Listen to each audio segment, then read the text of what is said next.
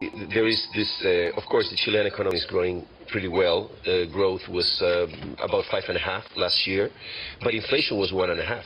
So there are no clear signs of overheating, but you can never be absolutely sure, So what we did last year is that by the end of the year, we did a gradual adjustment in fiscal policy, smoothing, so that in the end, the increase in government spending was about 5%. We will release the final figures by the end of the month. So we are doing something in terms of a possible overheating. We are helping the economy because private demand, investment and consumption are growing very nicely and strongly.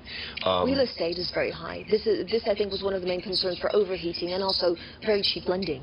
Yes, they are not so cheap. Well, cheap lending in the sense in long-term interest rates. We placed the bond in New York last October, and that was placed on the best terms that we've gotten in history in any emerging market. It was 2.379% on a 10-year U.S. dollar bond. So yes, our terms of getting the interest we're getting, the cost of capital is very low, but we have an interest rate, the central bank short-term interest rate is 5%.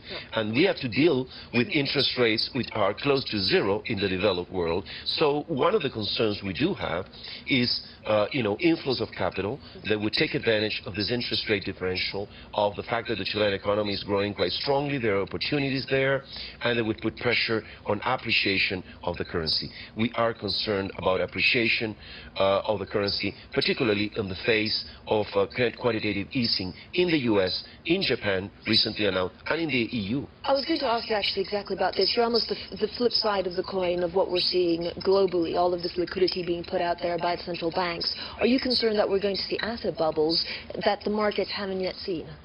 Well, what we did in Chile, we did a little over a year ago, is we set up what we call a Financial Stabilization Council.